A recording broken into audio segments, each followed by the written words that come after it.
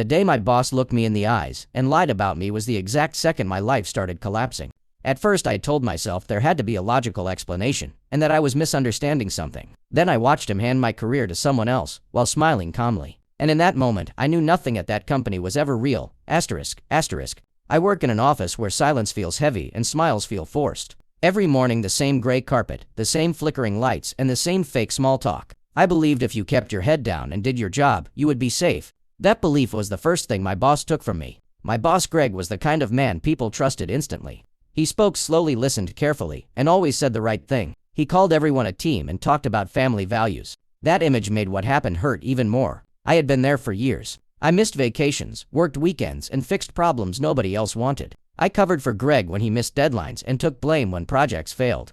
I thought that loyalty meant protection. That morning started normal. I kissed my wife goodbye, packed my son's lunch, and promised I would be home early. I did not know that promise would become a lie before noon. I did not know I was walking into a setup. When Greg messaged me asking for a quick meeting, I felt calm. No panic, no fear, just routine. I grabbed my notebook and walked down the hall. Everyone saw me go in, but nobody knew what would happen next. His office door closed softly. He did not sit down and he did not ask me how my family was. That alone felt wrong. Something in the air shifted. He turned his screen toward me. My name was highlighted in red. There were words on the screen that did not belong next to my name. I felt my chest tighten before my brain could catch up. He said there were concerns. He said corporate had questions. He said it was probably a misunderstanding. But his voice was too calm and too practiced. I asked what the issue was. He said financial discrepancies. He said my login had been used. He said this could get serious if not handled carefully. I laughed because it sounded absurd. I told him there was no way. I asked him to pull the full records. He refused without hesitation. That refusal changed everything. A man with nothing to hide would have shown me everything. Instead, he crossed his arms and told me to think rationally. He said signing a resignation would protect me. He slid a paper across the desk. My name was already printed.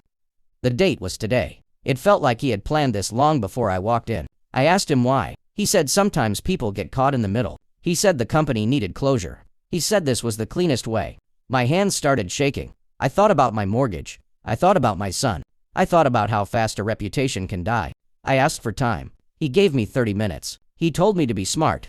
That word felt like a threat. I walked out and every eye followed me. People pretended to type while watching. I went to the bathroom and locked myself in a stall. My reflection did not look like me anymore. I checked my phone and saw messages from my wife. She asked if everything was okay. I could not answer. I did not know how to explain that my life was being rewritten without me. As I sat there, breathing slowly, something clicked. The dates on the spreadsheet did not match my access history. There were actions logged when I was on vacation. That was not a mistake. I remembered Greg asking for my login months ago. He said he needed to run a test.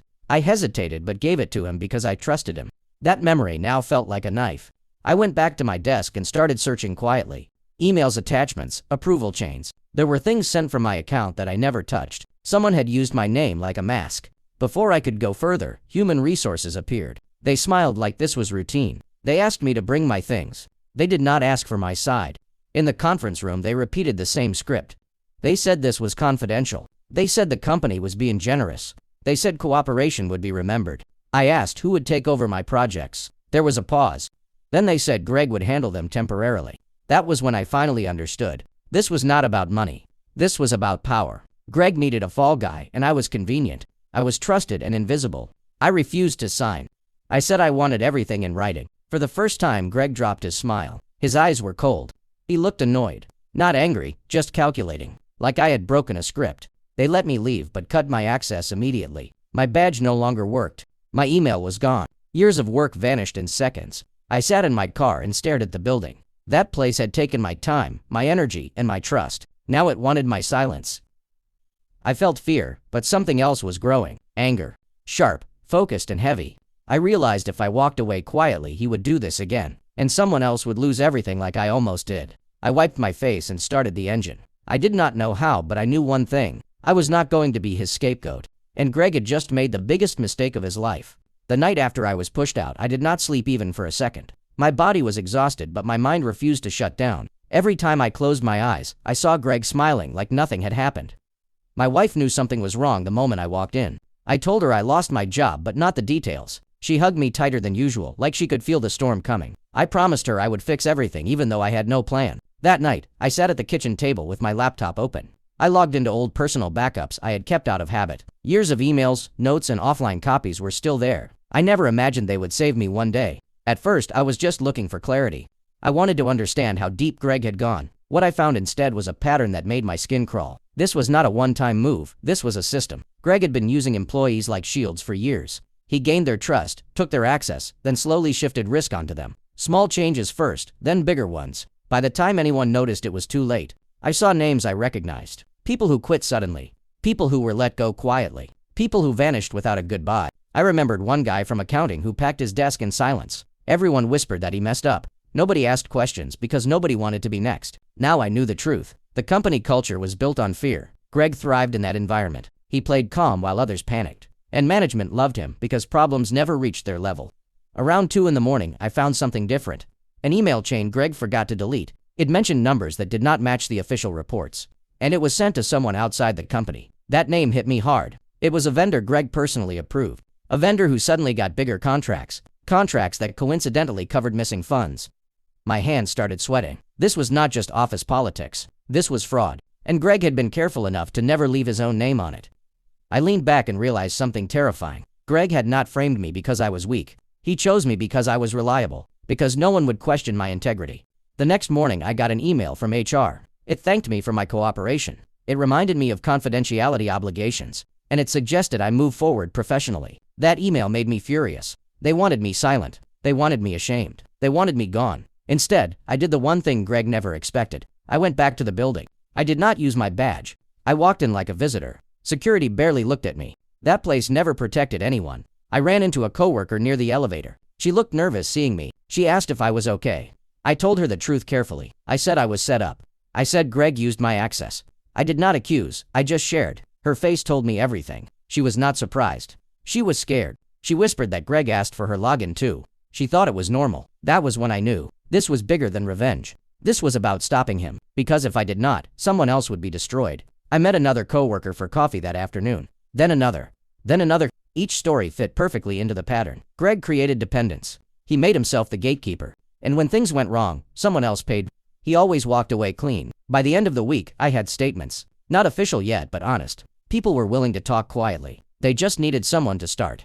I contacted a lawyer. Not a corporate one. A quiet, serious man who listened without interrupting. He told me to stop talking and start documenting. He said Greg was dangerous.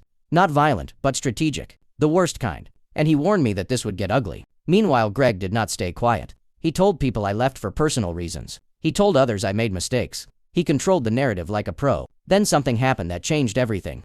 A former employee reached out to me. Someone who left 2 years ago. Someone I barely knew. She told me she was investigated after Greg took over her role. She lost her job and almost lost her marriage. She had proof, but no one listened.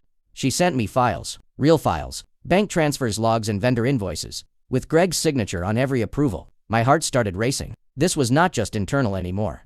This was criminal.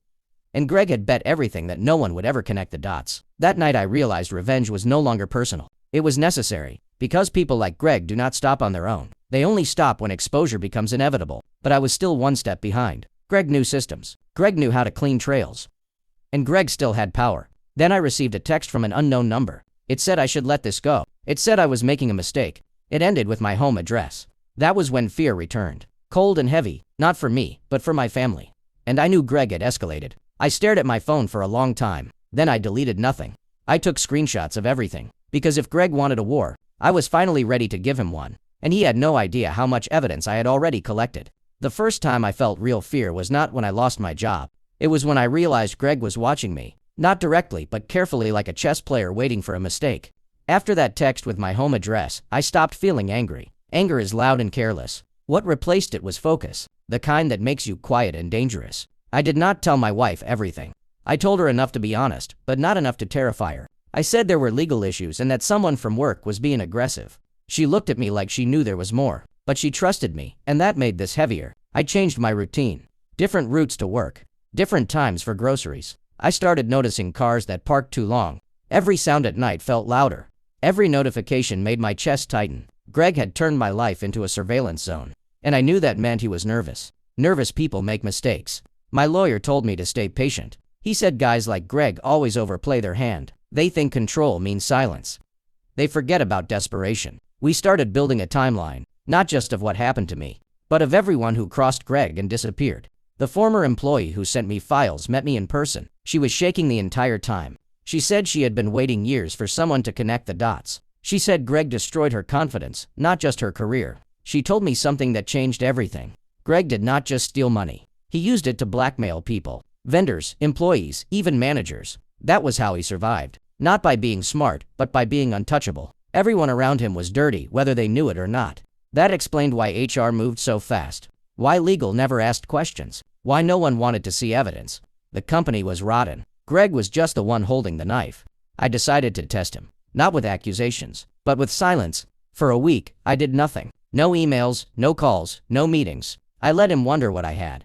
Then he made his move. I got served papers at my house. Not a lawsuit, but a threat. A cease and desist claiming I was harassing employees. The timing was perfect. He wanted to scare me. He wanted to paint me as unstable. That paper told me two things. He knew I was talking, and he was running out of options. We responded calmly. No emotion, no accusations. Just a notice that all communication should go through counsel. That silence made him panic. 2 days later, a coworker called me crying. She said Greg locked himself in a conference room with legal. She said systems were being audited. She said my name came up again. This time not as a problem, but as a question. Someone higher up had noticed. Not because of me, but because money was missing again. Greg could cover old holes, but new ones kept appearing. And eventually, numbers do not care about stories. I was invited to an off-site meeting. Not at the office. Not with HR. It was with external investigators. And they did not smile. They asked me to walk them through everything, slowly, carefully, from the beginning. I gave them names, dates, and documents. I watched their faces change. Not shocked, but concerned. Like people realizing they opened the wrong door. They asked if I felt safe. That question terrified me more than any threat, because it meant they were seeing what I saw. After that meeting, Greg started calling. Not texting. Calling. I let it go to voicemail. Every message sounded calmer than the last. Apologies, explanations, offers to fix things. That was when I knew he was finished. Because predators do not apologize. They beg when they lose control. One night, I got a call from a private number. I answered without thinking. I should not have. It was Greg. He spoke softly. He said we could fix this. He said he was under pressure. He said he never meant for things to go this far. I did not interrupt. I let him talk. People reveal everything when they think they still have power. He slipped. Not in a big way. In a small, careless sentence, he mentioned a transfer amount. An amount that was not public. An amount only investigators knew. I stayed silent. He realized too late. And the line went dead. I sent that recording to my lawyer. Then to the investigators. Then I sat down and felt my hands start shaking. The next morning, Greg did not show up to work. The company sent a neutral email. It said he was on leave. By afternoon, the police were there. Unmarked cars. Quiet movements. People started whispering. But this time the whispers were different. They were afraid of him, not of me. I thought that would feel good. It did not. It just felt heavy. That evening, my son asked why I looked tired. I told him adults sometimes make messes. And sometimes cleaning them takes longer than breaking them. He hugged me. And that almost broke me. Just when I thought it was over. I got one last message. It was from Greg, sent from a new number. It said, "If I go down, I am not going alone." And for the first time, I realized revenge might cost more than I was ready to pay. The message sat on my phone like a loaded gun. If I go down, I am not going alone. I read it over and over until the words lost meaning and became pure threat. I did not reply. Silence was power now. Anything I said could become a weapon against me. My lawyer told me to document everything. Screenshots, timestamps, call logs. He said people like Greg lash out when control is gone, and lashouts leave evidence. The investigators went quiet after that. No updates, no calls, no reassurance. That silence felt worse than the threat, because it meant things were moving somewhere I could not see. At home, I tried to act normal. I helped with homework, watched cartoons, and cooked dinner. But every knock on the door made my heart jump. Every headlight outside felt suspicious. My wife finally asked the question I was avoiding. She asked if we were safe. I looked at her and realized half-truths were no longer fair. So I told her everything. I told her about Greg, about the fraud, about the threats, about how close this had come to destroying us. She did not cry. She got quiet. And that scared me more. She asked one simple question. Are you sure this is worth it? I did not answer right away, because the truth was complicated. Walking away would protect us, but it would also let Greg hurt someone else. And I did not know how to live with that. The next morning, the company called me. Not HR, not legal. It was a board member. He spoke carefully. He said the company was conducting a full internal review. He said my cooperation was appreciated. He said they wanted to resolve this quietly. That word quietly told me everything. They were not interested in justice. They were interested in containment. He offered a settlement. A large one. Money, non-disclosure, and a clean break. It was more money than I had ever seen. Enough to pay off the house. Enough to start over. I asked one question. What happens to Greg? There was a pause. Then he said personnel matters were being handled internally. That was corporate language for buried. I told him I needed time. He agreed but warned me that offers like this do not stay open. I hung up feeling sick. That afternoon, the investigators called. Their tone had changed. Less formal, more direct. They told me Greg was cooperating. They told me he was sharing information. They told me my name came up. Not as a criminal. As a risk. Greg was pointing fingers, spreading blame, dragging everyone down with him. He claimed I knew more than I did. He claimed I benefited. He claimed I was a willing participant. It was a lie. But lies do damage before truth can catch up. My lawyer told me this was the turning point, where self-preservation and integrity collide. He said if I took the settlement, I would be safe. If I kept going, I would be exposed. That night, I could not sleep. I walked through the house listening to my family breathe. I thought about what kind of man I wanted my son to remember. One who took the money, or one who told the truth. The next day, I was asked to testify, not in court. In a closed session. Greg was there. I had not seen him in weeks. He looked smaller, older, and desperate. When our eyes met, he looked away. That was new. The man who always smiled would not look at me. He told his story, carefully, strategically. He admitted to some things, blamed pressure for others, and painted me as a partner who backed out when things got risky. I waited. I let him finish. Then I told the truth. I spoke slowly. I gave dates, names, and evidence. I played the recording. The room changed. People shifted in their seats. Someone stopped taking notes. Greg tried to interrupt. They shut him down. For the first time, he was not controlling the room. After that session, everything accelerated. Accounts were frozen. Vendors were contacted. Lawyers stopped smiling. The company placed multiple executives on leave. Not just Greg. The rot went deeper than anyone admitted. The settlement offer was withdrawn, replaced with apologies, then replaced with silence. Greg was arrested quietly. No headlines. No cameras. Just a short article buried online, using words like alleged and under investigation. People from work started reaching out. Some to apologize. Some to thank me. Some to ask if they were safe. I did not feel victorious. I felt tired. Weeks passed. Then months. The case dragged. Delays, motions, negotiations. Greg took a plea. He gave up names. Some people walked away clean. Others did not. That is how systems protect themselves. I eventually found another job. Lower pay, smaller title, but honest. Sometimes I miss the old life. The confidence, the illusion of security. Then I remember how fast it vanished. One evening my son asked why I changed jobs. I told him sometimes doing the right thing costs you something, but keeping quiet costs more. He thought about that, then nodded, and that was enough. I still get messages sometimes, from unknown numbers, from people asking how I did it. I tell them, I did not. I just refuse to be quiet. But there is one thing I do not talk about. One truth I keep to myself. Greg did not lose everything. Not really. Some people never do. And that is the part that still keeps me up at night. Because it makes me wonder. If you had the chance to end someone like him completely, but it meant becoming something you are not, would you take it or walk away? The part nobody talks about is what happens after the applause stops. After the threat is gone and the emails fade. That is where I was left standing. Life did not snap back into place. There was no moment where everything felt fixed. Justice is slow, and healing is slower. And some scars do not announce themselves. Greg was gone, but the damage stayed. My name still triggered silence in certain rooms. Some people avoided me, like truth was contagious. Others treated me like a warning. I learned quickly that doing the right thing makes you expensive. Not in money, but in risk. Companies like clean stories, not honest ones. And I did not fit clean anymore. The new job was fine. The people were polite, but trust took time. Every meeting felt like a test. Every compliment felt temporary. I worked harder than ever not to prove value, but to prove I was safe. At home, things were better and worse. My wife supported me without question, but I could feel her watching the world more carefully, locking doors twice, checking windows at night. We talked about moving, different city, different state, a fresh start with no shadows. But shadows travel. They just change shape. One night, months later, I got an email. No name, no subject, just one sentence. He wants to talk. My chest tightened instantly. I did not need to ask, who? Some names never leave your body. I showed my wife. She did not tell me what to do. She just asked if I was ready for whatever came next. I was not. But I went anyway. The meeting was in a public place. Coffee shop, midday, cameras everywhere. He was already sitting when I arrived. Greg looked older, not broken but worn, like someone who had been quiet too long. He did not smile. He did not threaten. He just looked tired. He said prison changed him. He said he had time to think. He said he wanted closure.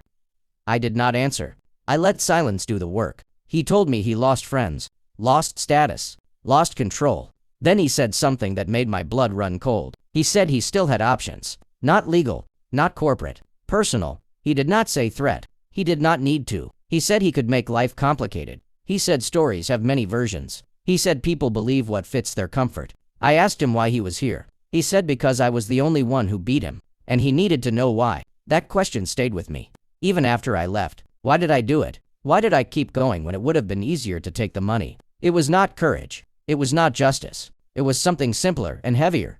I could not live knowing I let him win. Weeks after that meeting, a former executive reached out. Someone who survived the fallout. Someone who still had power. He offered me something.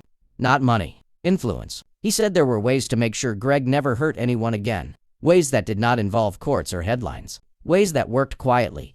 I asked what it would cost. He said nothing that could be proven. That night I did not sleep. I stared at the ceiling and thought about cycles. About how power protects itself. About how easy it is to become what you hate. I thought about my son. About what he would learn if he ever found out. About what kind of man solves problems in the dark. I met the executive again. I told him no. He looked surprised. Then disappointed. Then relieved. He said most people say yes. They just do not admit it. Life continued. Slowly, quietly. Greg was released eventually. Not free, but reduced. Time changes everyone, but not always enough. I still see his name sometimes. Online court updates, random articles. Each time a reminder that endings are rarely clean. Sometimes I wonder if I made the right choice. If walking away was strength or fear. If justice should hurt more. But then I look at my family. At a life that is smaller, but honest.